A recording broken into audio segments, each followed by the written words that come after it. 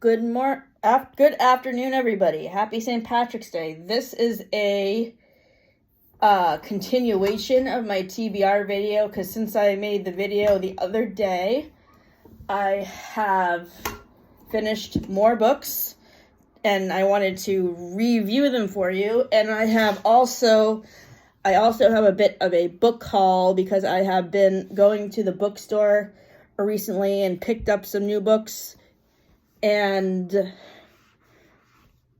I have also been placing pre-orders for books that are coming out in the next couple of months.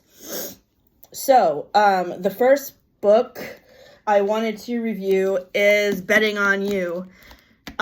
This is Lynn Painter's newest release. It came out in November, I think. And so the first two books I read by Lynn Painter were 4-star books for me. I really enjoyed them, but since then, the character relatability just hasn't been hitting with me. So if people have seen a movie from the 1990s, She's All That, with Rachel Lee Cook from the Babysitter's Club Netflix series,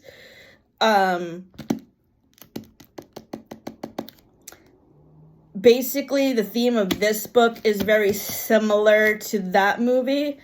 It's about two children of divorce who meet on a plane, and basically, one thing I hated about this book that caused me to DNF it was that the main character calls the female character Glasses because she wears glasses. Basically, she bullies her. He bullies her, and when I saw that, I was like, why would she even bother to date him, because that's so mean to do, and I didn't like that. And also, Bailey and Charlie were just unlikable characters to me. I really didn't care for either of them, so that's why I DNF'd this book at 52%. The next book I wanted to talk about is a winner. This is the second book in the Jack the Ripper series, in the Stalking Jack the Ripper series. I couldn't really get into Stalking Jack the Ripper because there is too much gore in it, but I feel like this book did a better job of balancing the gory stuff with the history. And so this book is called Hunting Prince Dracula by Kerri Maniscalco, and I decided to read this book because A, I was hoping it would be better than the first book in the series, which it was, and B, I have read another Dracula retelling book recently called The Historian by Elizabeth Kristova, which I really liked. So what I liked about this book in comparison to the first book was there was a good balance between other story elements and solving the murders. So there was a lot less gory scenes in this book. I think there were a lot more gory scenes in the other book, and that's why I couldn't finish it. And her writing is engaging. The world building is great with Dracula's castle and everything. And I love the buildup of the relationship between Thomas and Audrey. And I hope that in the next book, their relationship is developed even further. So I will be looking for the next book at the library, which is called Escaping from Houdini. So I seem to be on a trend of getting books from the library that are set during COVID-19. So this book was set during the pandemic. The second half of Romantic Comedy by Curtis Sittenfeld is set during the pandemic. And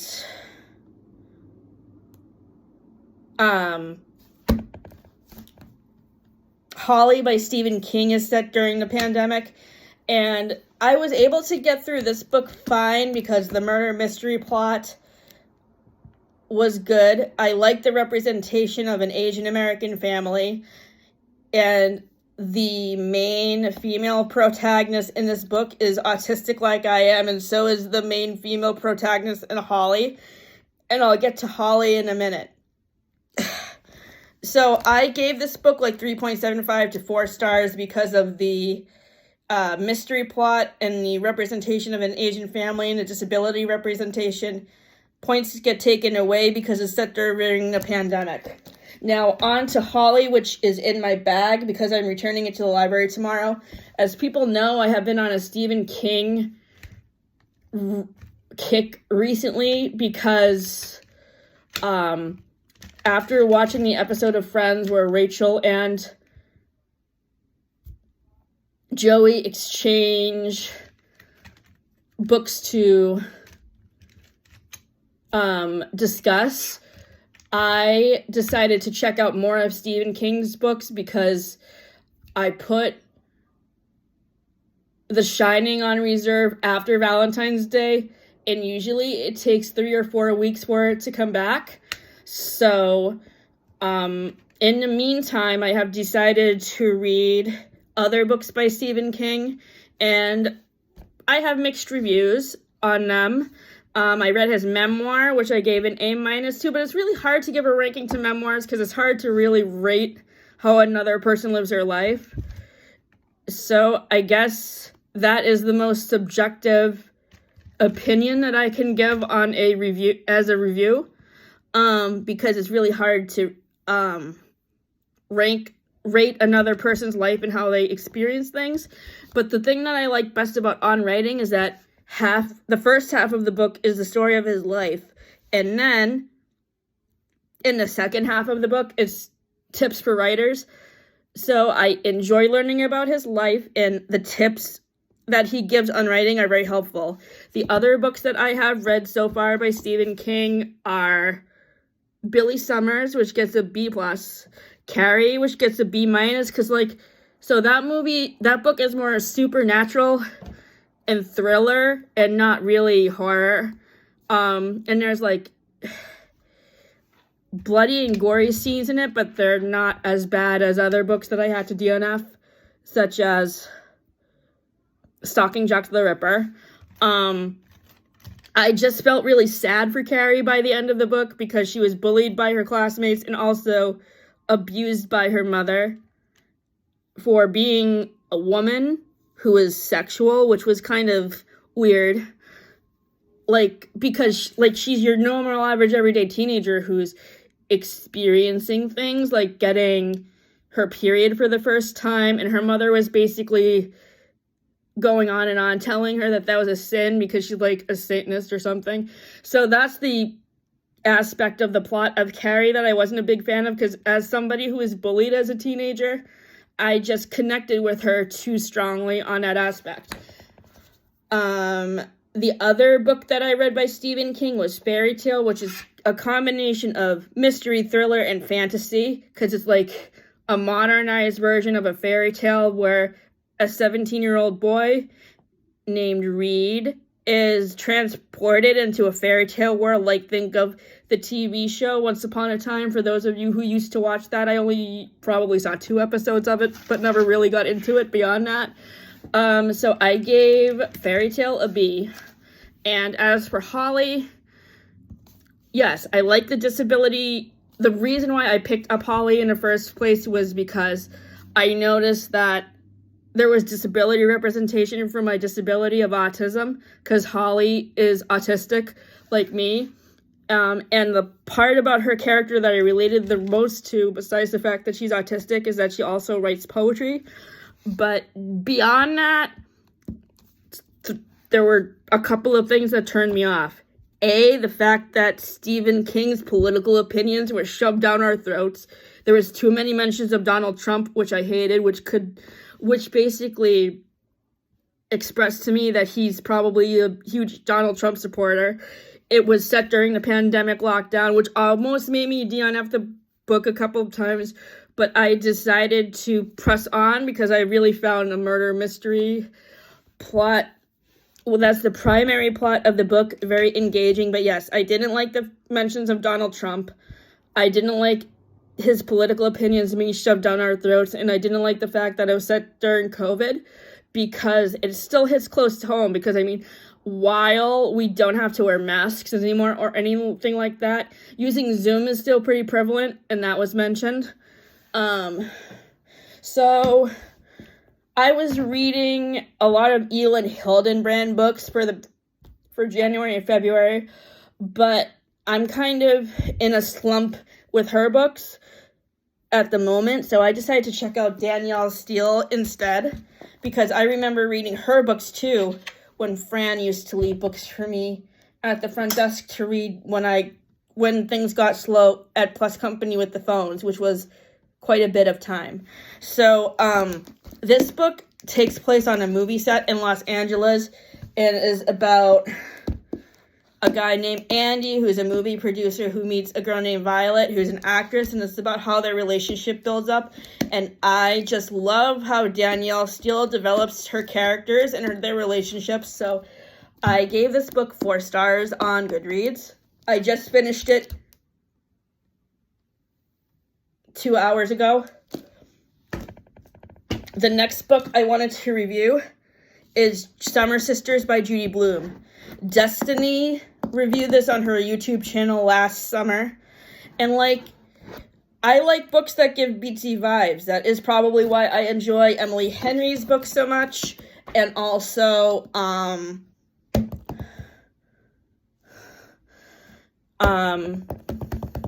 Hildenbrand.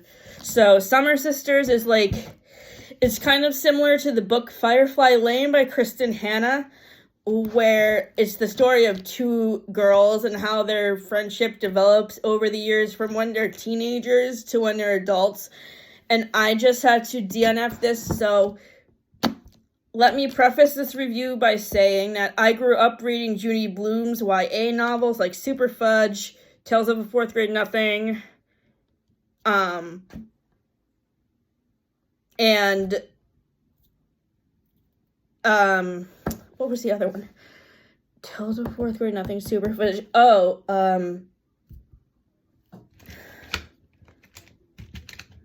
Blubber. That was the other one.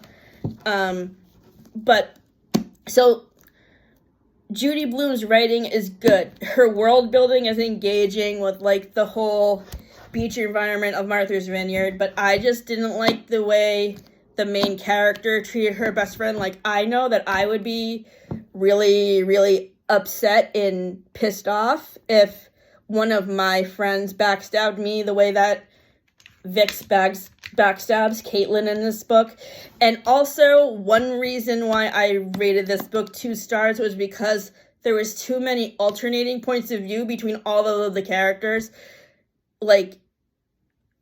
There was points of views of the parents and other people in the family, which made things super overwhelming and confusing for me as a reader. I think that Judy Blume should have just stuck to focusing on the 2 teenagers that this book focuses on and how their friendship grows over time, instead of involving the rest of their family and their opinions into the narrative, because it just made things overwhelming and confusing, and I couldn't keep track of all of the different points of view.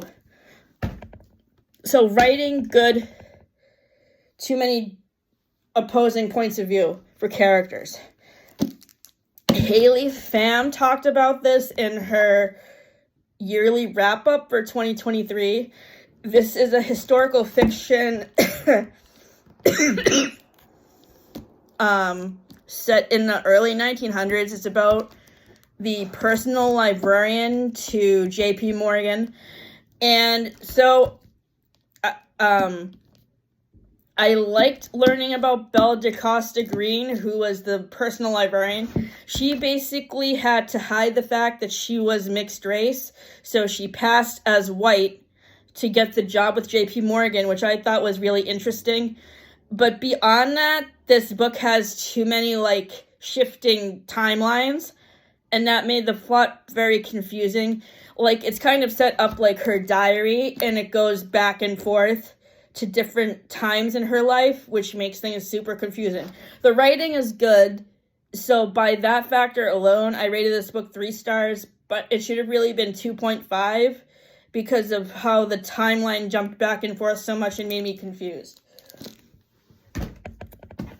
The next book I wanted to talk about is another Nicholas Sparks book. So I was in a slump briefly with Nicholas Sparks after I read The Choice, but then after I reread The Last Song again, I decided to give more of his books a shot. So I am also reading Nights in Rodanthe, and I just finished this one. So this one is set in Long Island, New York, and most of his other books are set in North Carolina. So what I like the most about his romances, besides the romance, is the setting. Because most of his books are set in North Carolina at the beach, because that's where he's from. And this one is set in Long Island, New York, also at the beach. So I gave this book 4 stars. Another book I finished recently that I'm taking back to the library tomorrow, so it's already packed up in my bag, which I also wanted to talk about that I really, really liked, is Divine Rivals. This book deserves all of the hype that it has gotten on Goodreads, all of the 4 and 5 star reviews, including my own. Her writing was engaging. The romance plot had me hooked from the very beginning. I loved it. And if anybody else is looking for a good fantasy romance novel to read, please go to the bookstore or go to the library to pick up Divine Rivals by Rebecca Ross. Now, I've been hearing from other booktubers that the sequel isn't quite as good as Divine Rivals, but I'm going to read it anyway to see how I think about it. So now, on to my book haul. I have gone to the bookstore a lot in the past couple of weeks, and after this, I'm going to probably put a shutdown on buying books. The reason why I have been going to the bookstore so often is because a lot of my favorite authors are coming out with books in April, May, and June, and I wanted to make sure that I put my name on the reserve list, because I definitely want to be able to get physical copies of them instead of having to wait for them at the library, because it takes 3 weeks for books to come in for the library.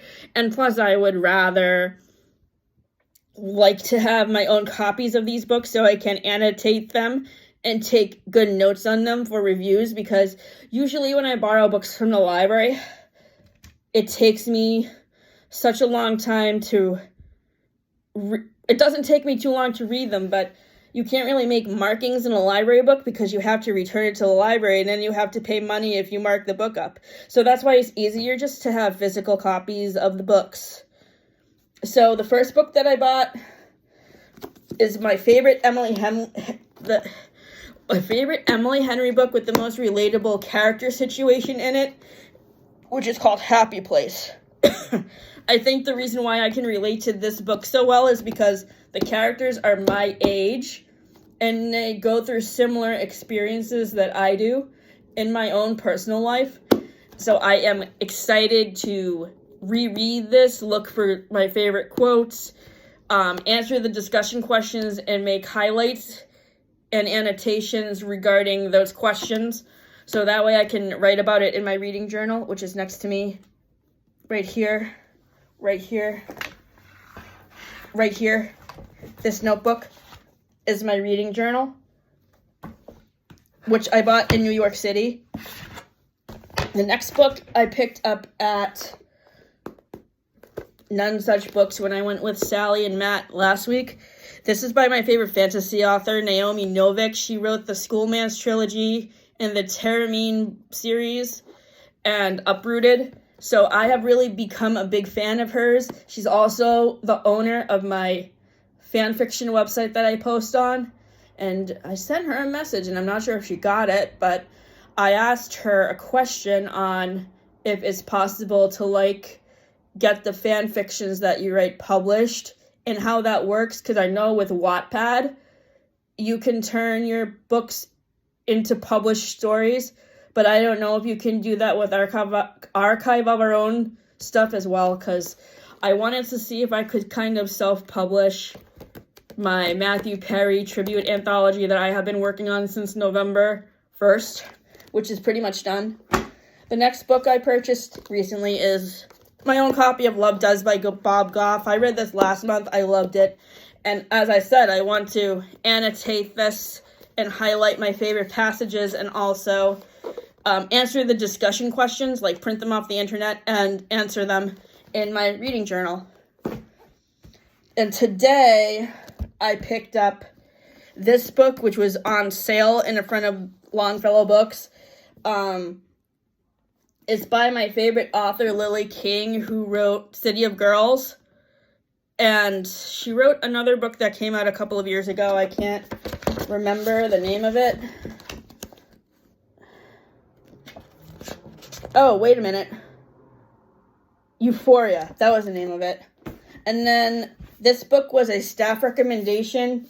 I figured in honor of St. Patrick's Day, I would pick up a book about Irish history so I could learn about another country, because I have seen 2 musicals that are set in Dublin, Ireland once, and the show that we reviewed in our video this morning, A Man of No Importance. So I am very excited to read this book especially.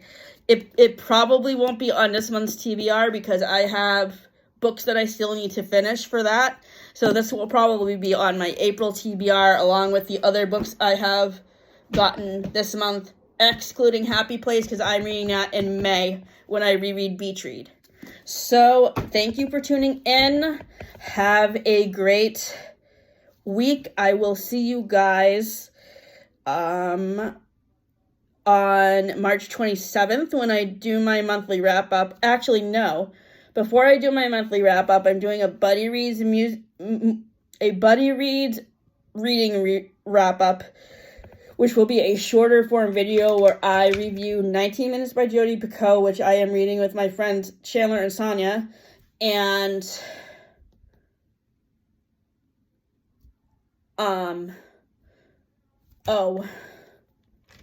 and A Walk to Remember by Nicholas Sparks, which is one of my favorite Nicholas Sparks books, which I am reviewing with my friend Anna.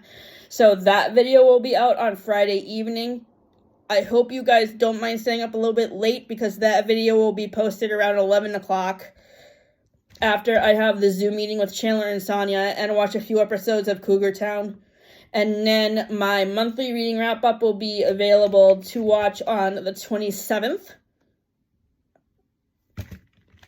So stay tuned for that because I will be reviewing all of the other books that I have not talked about yet, which is quite a few books that I still need to cover. So thank you for tuning in. Have a good week.